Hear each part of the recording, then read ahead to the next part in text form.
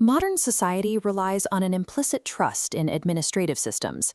We expect municipal departments to manage utilities, taxes, and legal notifications through predictable, neutral processes.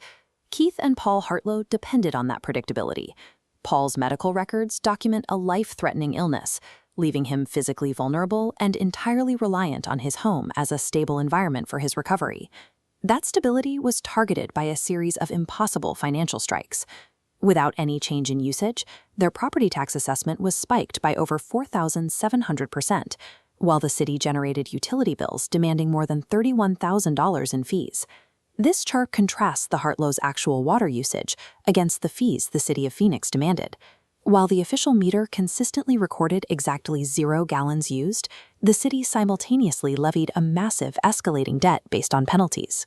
These extreme discrepancies point to a coordinated financial attack, specifically engineered to manufacture the level of distress required to move against the property. The brothers attempted to use the city's own legal channels to dispute this manufactured debt, but they immediately encountered a systemic administrative wall. Their pro se legal filings were repeatedly rejected for arbitrary reasons. By March 2026, the blockade turned digital when their electronic court logins for the PACER system were revoked, cutting them off from the federal docket entirely. The blockade also existed in the physical mail. Official court summonses and legal notices were systematically intercepted and diverted away from the Hartl's home to addresses controlled by members of the enterprise. Is this an unprecedented streak of incompetence across multiple independent agencies, or is it a deliberate, coordinated effort? The Hartl-Skyro lawsuit alleges a coordinated association-in-fact enterprise. According to the RICO complaint, these officials and private actors are working in concert to seize real property through the calculated manipulation of municipal systems. The first phase of this operation is the municipal bridge. This is where actors within city departments use their inside knowledge to create the initial financial leverage against a property owner.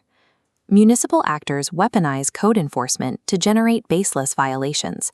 They then use legally void local ordinances to record retaliatory abatement liens, creating a pretext for foreclosure.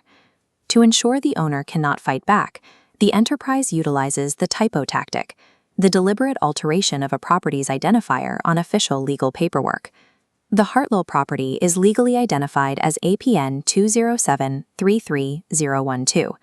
By processing the foreclosure under APN 207-3312, the city drops the critical leading zero. This creates a jurisdictional defect that causes the legal notice system to fail. This engineered error acts as a silent weapon.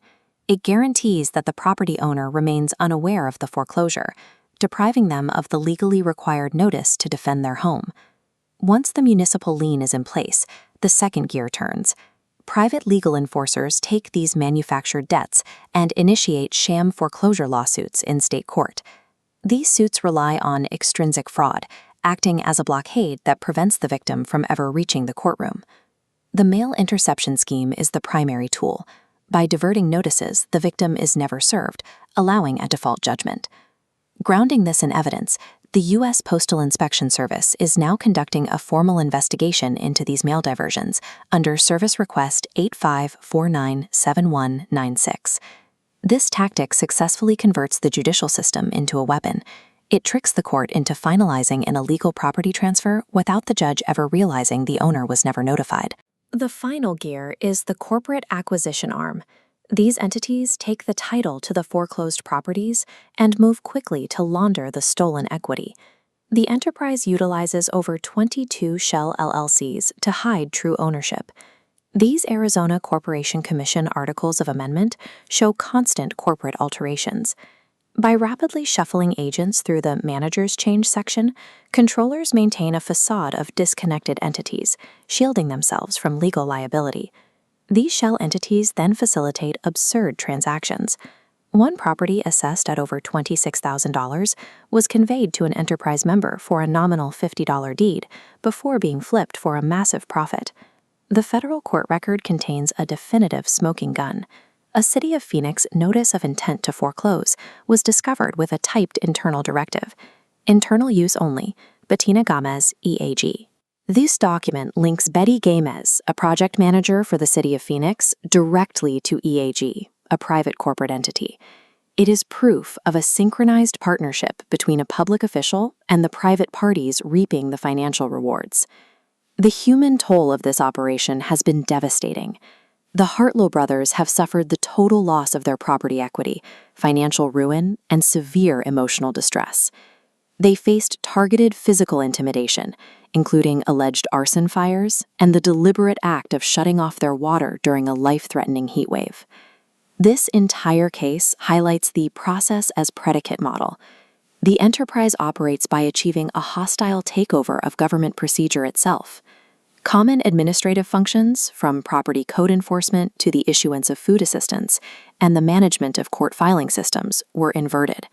They were turned into weapons of coercion.